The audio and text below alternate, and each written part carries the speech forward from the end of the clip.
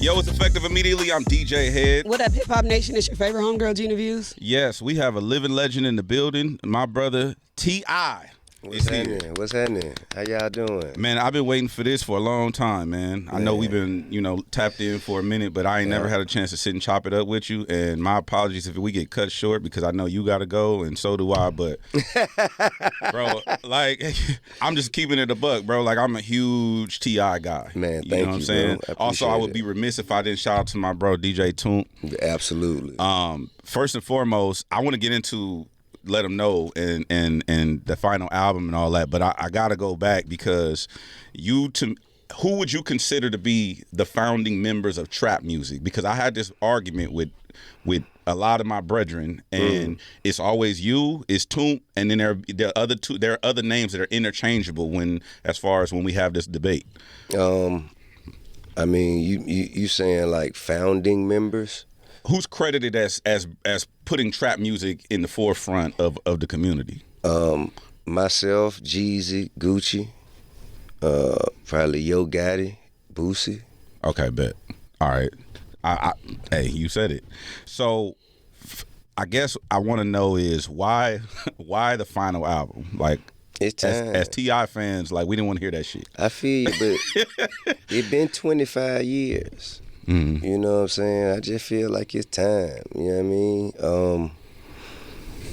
God gifts us with many talents and things that, we have to offer while we're here on earth. I don't want to just spend all my time on earth doing just this one thing. And there's so many other people doing it. Yeah. It's like, I've had my run. And let's let somebody else get a turn. I remember being a kid. I was introduced to you from Bring 'Em Out. Okay. And I remember watching the music video, and the snippet of You Don't Know Me was part of the video. Yeah. And I used to be standing in the living room trying to master your hand movement. Oh, my goodness. You may never understand, but you don't know me. What made you do that? Like, how old were you? Was that 2004? No, it was, 5 maybe. 2005? 4 or 5. I had to been about 8 or 9 years old. What? Yeah. Needed your ass whooped. Was that intentional? Like, because throughout the whole, every time you say it, you do the hand thing. Yeah, it was intentional. It was intentional. It was. And then even now, we seeing you rocking the A hat to the side, tilted to the side. Yeah. Was that an intentional fashion statement, or that's just how y'all wore the hats back then? Nah, that was intentional for me. I got a partner, my oldest partner, man. My oldest partner, I got an 80-year-old partner. That's a blessing. Yeah, his name's Slim. He just came home from prison, and he, back when I was a kid, I grew up watching him coming and going, and he used to have a Jerry curl. He used to wear like them trucker hats that had the little crest on it. He used to wear it to the side just like that, barely hanging on with the Jerry curl, hanging out. I was like, man, that's cool as hell. Yeah. You know what I'm saying? And so when I got my time, I just, kind of absorbed and adapted the styles of other cool motherfuckers that I had been exposed to throughout my life. I always wanted to know, what was your initial reaction when you heard Jay-Z, Kanye, and who else is on Swagger Like Us? Jay-Z, Wayne. Kanye, and Lil Wayne's verses. What was your initial reaction? I was like, I can't believe we did it. I can't believe. I never thought that the record would happen. When it was introduced, it was me and Kanye at first, and I was cool with that. You know what I'm saying? And my A&R at the time, G. Roberson, he say, nah, it'll be dope if I can get Jay and Wayne on there. I was like, man, that ain't gonna happen. And when he got it, I was like, he fucking did it. You know what I'm saying? But that was my first thought, and I was just kind of just happy to be a part of something that I knew instantly was gonna be a monumental record. Was there ever any conversation to shoot a music video? Yeah, we talked about it. We just couldn't get everybody's, everybody's times aligned.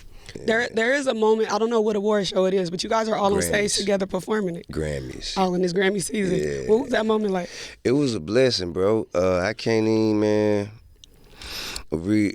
I think I still have footage from the rehearsals, and you know, it was like an all-star game. Yeah, that's what it looked like. Yeah. Even looking back on it, listening to the song, I didn't realize how important that moment was as a child. I mean, for some reason, I think I knew. Yeah. You know what I mean? Yeah. I think I knew. I had like a dark cloud looming over me because I had to go turn myself in shortly after. But that was still a moment that I enjoyed and held on to. You think we'll see something like that again? I ain't got no crystal ball, but you know what I'm saying? I gotta if use it that. could happen then, it could happen again. Yeah. I mean, I don't know if I don't know who the four people would be. That's what we've been talking about. Yeah. The being that you got we was just having this debate on our show because being that like Wayne's dropping album, you about to drop an album, and how the legendary artists from back in the day, it's still space for you guys to perform, and it's still like the fans still want you guys to perform. That's a blessing. And I was asking him if he remembered during you guys' introduction to the game, was there a space for the older rappers, the legends back in before y'all time? Was it a space for them to, you know, drop like how you guys are doing right now? Yeah, of course. Of course it was. I mean, of course with the internet and with direct to consumer platforms, It's more resources now. you know, the space has expanded. I feel that. Man, first, it's so much shit I want to talk to you about, but when it comes to let them know, you said, I mean, me and you were talking before we got on the air, but you knew immediately as soon as you heard the track, you knew what it was. I did. Do you feel a pressure to do the beat justice when you feel like that? Because what you know about that was one of them ones. I think whatever you like was monumental. It was one of them records, and I didn't like it because to me it set the trend of like I had to like outperform the next man to impress the women. No, you have to outperform yourself. You have to outperform your present best. Man, tell the women that. Man, I tell them all the time. So when you heard the song initially, I mean, when you heard the beat, were you in there with Pharrell cooking up, or did you got a pack from him, or how did that happen? We was on a boat actually. When he so the first day we worked on the boat, where it was a little boat. It brought us to a bigger boat, and we worked on some records that day. And then the next day was kind of complicated because I went and got my boat. I went and got myself a boat, and then I was trying to. Okay, that's regular. It's Tuesday. I was trying to link my boat with his boat, and I couldn't quite. You know, every time we get to a location, they had moved to another location. So then they had to send the little boat again to get me. And so I got off my boat, got on the little boat, and then went back to the studio boat. And studio boat is crazy. and as soon as I got there, I was finna talk to him. Hey man, I was right over, and he was like, "Hey, listen to this." And you know what I'm saying? And as soon as I heard it, we got to work. That's what's up. Yeah. Has there ever been any talk to y'all doing a whole project like before? I mean, man, you know, it could happen. We have enough music. I have not had a specific conversation with him about it. But you know, I guess it could happen. People try to talk shit to me because they said I articulate myself in the way that you do, and they say that's not why we talk shit to him. But guess what? Fuck them. That's not why we talk shit to him. Okay, well, why is because of the way I pontificate myself. That's that bullshit I'm talking about. Because all he had to say was the way I talk. He fit these big ass words here for no reason. Hey man, I think you know, some people have a love for fashion. Some people have a love for hairstyles. Some people have a love love for sneakers, Some people have a love for gaslighting. love for vernacular. I love vernacular. Yeah, man. Ain't nothing wrong with that. You know, the only thing that separates humans from the savage beast is the ability to articulate our thoughts into words. And the more thoughts you have, the more ways you need to articulate. I have a lot of thoughts. Same. He's on bullshit. I remember the T.I. versus Tip promo. Okay. It was a commercial of you talking to yourself. Right. Like battling, it was a self-reflection too. Yeah. Internal battling. Right. At this point in your career, as a father, actor, comedian, musician, are you still having internal battles? All the time. All the time. We had a battle about what outfit to put on today. You know, We had a battle. How many people? Who was won? it? Because you looking like Rashad right now. I mean, they have learned to collaborate. Okay. You know, peacefully. Okay. They've learned to collaborate. I think both of them have too much Tip leads to trouble, and too much T.I. leads too far into the rabbit hole of Hollywood. You know what I'm saying? So they need each other. It's balance. How did you end up in the Marvel Cinematic Universe? Like, how did that happen? As a fan, I just want to know. Man, Brian Scher had heard about it, and we went and kind of found out who was going to be the director, who was producing it, started having meetings, went read for it, and got it. Oh, you had to audition for it? Yeah, yep. Damn. I do want to know, how were you getting, so these like I was iconic roles early in your career. American Gangster. Yeah. What was it? Takers. Yeah. Takers is fire. Obviously, ATL, that's different. Right. But how were you getting those roles? It's so early in your career and with limited acting read experience. for all of them. Really? Yeah, I had to go kill the audition for all of them. Now, I mean, of course, my ability to put asses in seats probably, you know, aided and assisted, but that was still like auditions, several auditions. You know, I had to wait for callbacks and all that type shit. And then that was the whole the alignment of scheduling. You know, I had to figure. Sometimes I had to decide whether I would tour or do a movie. So you know what I'm saying, it all kind of just worked out in God's timing. Were there any roles that you passed on? Yeah. Tropic Thunder. I think Brandon T. Jackson's his role. Oh, in really? Tropic Thunder, yeah. It was a part in there where, you know, he was supposed to.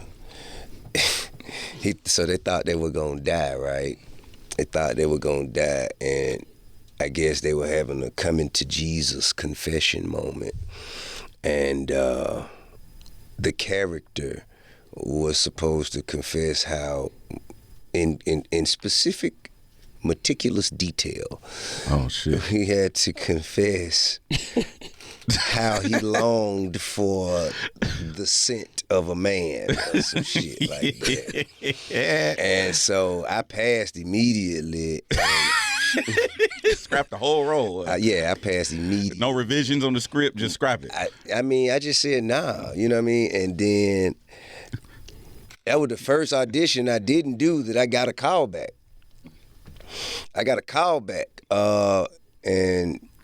And it was Ben Stiller, and you know, the producers in there, and they called me, and I go in there, I was like, hey, you think we could change this part? Because I was like, man, ain't no need of me to go. And, you know, Brian Scher was like, man, just go, man. You know what I'm saying? You never know. They might be willing to change it. So I asked him, and he was like, man, you know what? We think it'll be funny. How about we just get you to read it? Just do. I say, nah, I ain't doing that. I can't do it. I ain't got it.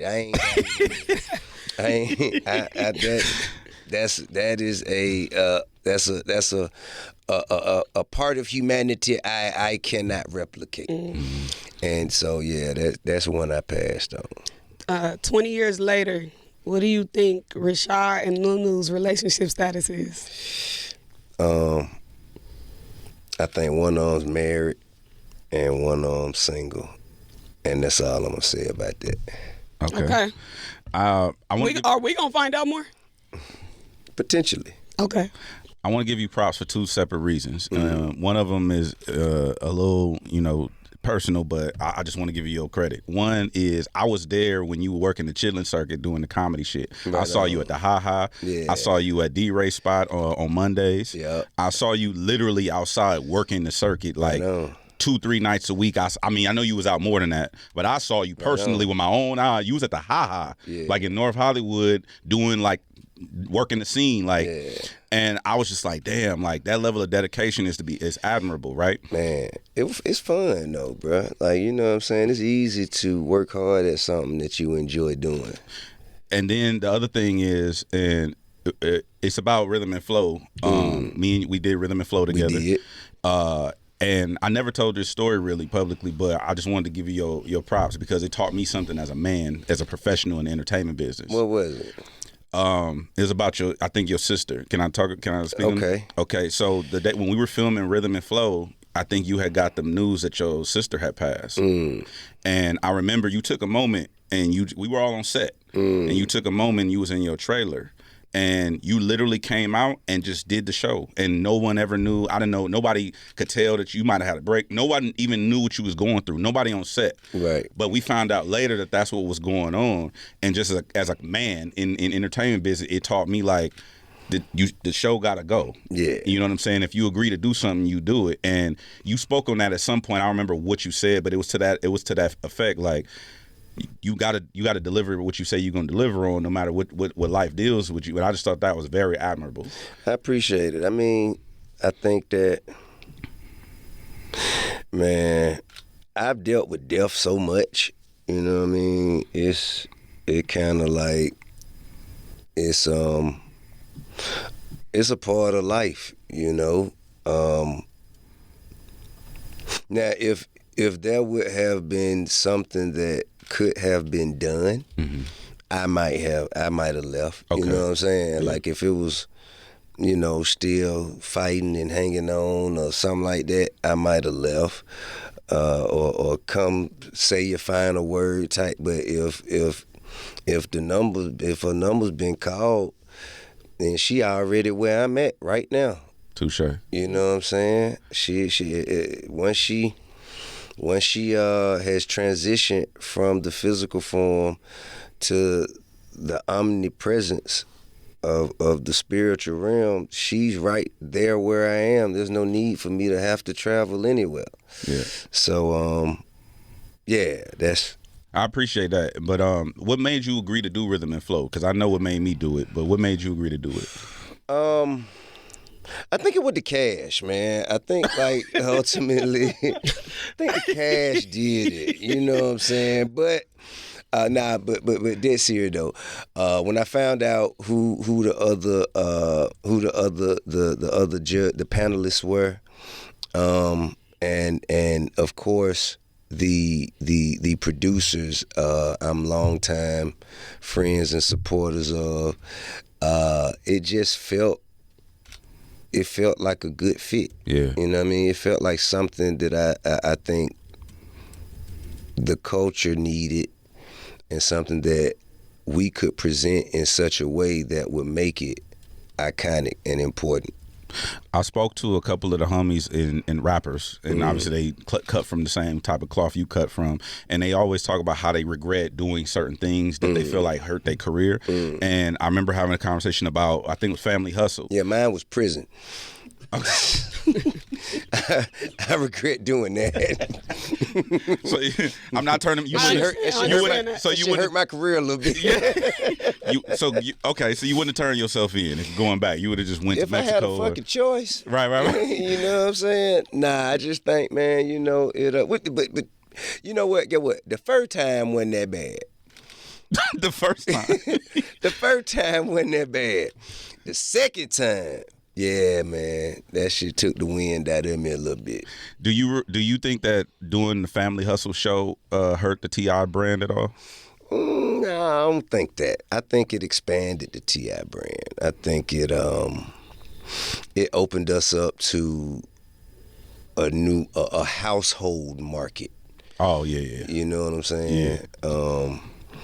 We went from fitted hats and sneakers to, paper towels and bottled water. You know what I'm saying? Like, you could sell anything, book bags and pencils. You know what I'm saying? So I just think it expanded the brand, and I'm proud of it.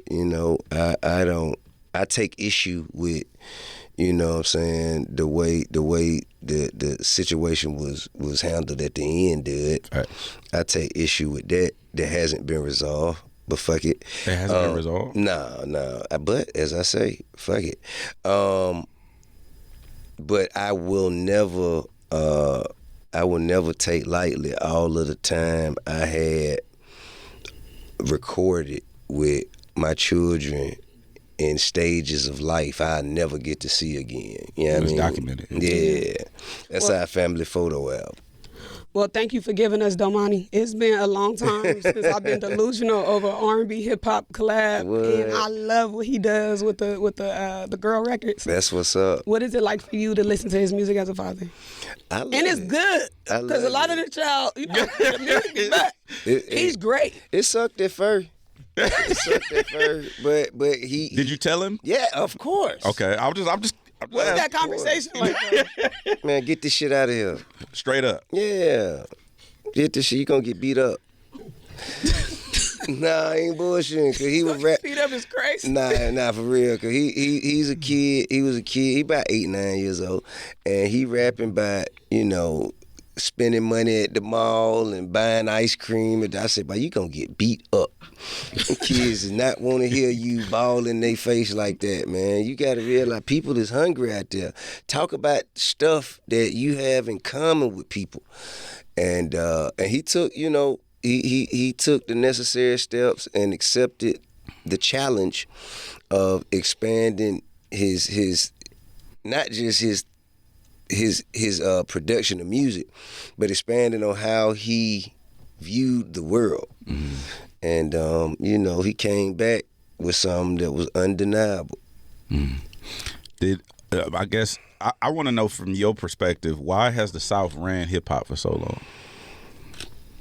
I mean, talent. I don't know. Talent is everywhere, though. I mean, is it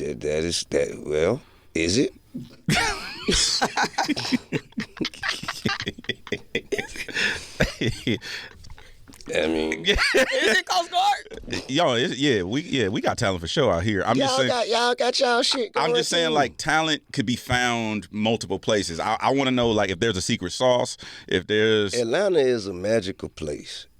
It's a place that, literally anything can happen. Mm-hmm. Good or bad. It is a place. It's a place of cultural abundance. Like, you can literally experience any and everything. You can come to Atlanta for a year and experience it. You can come for a week and experience any and everything. And we're all, as human beings, we are a culmination of our experiences. Facts. And as an artist, we share those experiences with the world. So the results of your experiences will lead to the creation and the curation of your art. Mm-hmm. And I think that people in Atlanta have had so many experiences of that were just lit. You know what I'm saying? Like, man, you could be in school one minute and then cut school, get on the bus, get off, end up at an apartment at a party, and leave there and find yourself as a high schooler in Club Nicky's, Yeah. And then go back to school and don't feel the need to tell nobody where you was or what you were doing, because, man, it was just a Sunday. Yeah. You know what I mean? I feel like, man, that's the Atlanta experience. So when you have had that level of exposure, access to the world, it just gives you a different perspective to speak from. Did you expect the word expeditiously to become a part of your brand after you said it? No, I didn't. I actually did. It almost felt like the world didn't know that the word existed until you said That's it. crazy. That's crazy, man. But nah, I didn't have no idea. I had no idea at all. It's almost like when Jada Pinkett said, what she say, situationship? No. Entanglement, Yeah. I mean, man, hey, some things you can't create something. You just gotta kind of respond to them in a timely manner. Mm-hmm. With this being your last album, does that mean you're retiring from music, or will we still get features? I mean, I will do what I feel like doing. Okay. And I still, if I can help talent that needs to be seen, if I can help usher talent into the world, I will. I just don't feel the need to do no complete projects no more. Okay. My last two questions. I know people ask you about the Versuz all the time. Have you had any conversations about that? I mean, we be talking, man, but I don't see nothing, man. Okay. It gotta be worthy. You know what I'm saying? And Everybody wants you and Wayne. I would love to see that. You know what I'm saying? Wayne on the album, I'm gonna probably see him later this week. I would love that. You know what I'm saying? I pick his brain, see what he thinking. That's fire. I mean, but Wayne don't really want to do much. You know what I'm saying? Wayne be on Wayne time. Exactly. Speaking of Wayne, and I respect that, because that's where I'm headed. Right after I drop this album. when you heard the We Taking Over verse, Right? Because y'all did the Khaled record, We Taking Over, and that's now one of the most infamous songs probably in modern hip hop at this point, because it was like everybody started taking Wayne serious on a different level after. For real? Yes, because it was Carter. Who didn't think it was Who didn't take Wayne serious? Let me speak from. I'm asking as a Hot Boy fan, who did not take Wayne serious? What year was that? 2008? 2007? No, I'm talking about the mainstream industry. We Taking Over? Yeah. We Taking Over, that was what? That wasn't 7, That was 2000. That was 5, 6. 2007? It's 2007. About 5 or something like that. I'm not saying that they didn't before. I'm saying mainstream media was like, oh my God, Wayne is the guy. And I'm like, it was like literally 8 bars. Like it was. Is that when he said IE rappers? Yeah. No, I'm a beast. Feed me rappers or feed me beats. Yeah. It was a dope verse. Did you, when y'all did that sound, were y'all together when you did that, or did you hear it when everybody else heard it? I think I heard it when everybody else heard it, maybe a little bit before. Oh, okay. Yeah. So has anybody ever made you reconsider your verse ever in your career? In my career, I've reconsidered several verses in my career. Based on someone else's verse, or just based on my performance and what I felt like I could do to make it better. Like usually when I go in and I lay something right then that day. Then I listen to it. As I listen to it, I probably say, you know what, I could have said this different. I could say that. And so usually like right before the song is about to be mixed, I go in and I say, okay, let me be serious now. You know what I'm saying? That's just, that's my method. I feel you. All right, we got to wrap. Do you think your legacy gets the respect it deserves? I don't really care about the respect of, commentators. You know what I'm saying? I care about the respect of the people that actually spend time around me, people that actually get to observe me and share my space. Like if you've never really spent time around me, you're not even an accurate judge of my character or what I mean to people around me, or you can't give people with the least amount of information the most consideration. Like they don't really have anything to speak from, and then whatever it is, their respect would be at the level of an opinion. So I don't really, other people's opinions of me is none of my business. I think we was all shocked to know that you was funny. What you mean? As a comedian. Why? Because you seem so serious. What you mean? I am serious when it's time, but man, you can't go through as many things that we've experienced in life without finding laughter somewhere. Agreed. You did. So I think that's just a part of life. And again, people having a preconceived notion about who I am or how I am, it really comes from what they have been exposed to. you know, what I have allowed them to see of myself.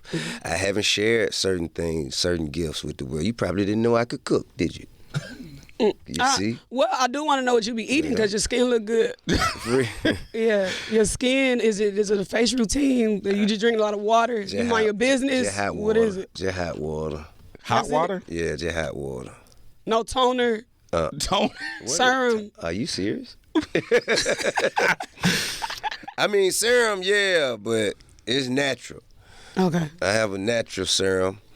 My wife produces it. Face produced by I apply it daily. Hilarious. Oh. Yeah. Oh, So, yeah. I thought she had a skin line. I mean, that's what you want to call it. You know what I'm saying? You know, God is good. All the time. Hey, thank you for coming through, Man, bro. respect. I really want you to come back whenever you get a second, so we have more time to chop it up. But Man, anytime, man. I appreciate it was smooth. you. Yeah. The legend is here, the king of the South. Appreciate you, man. T.I.P.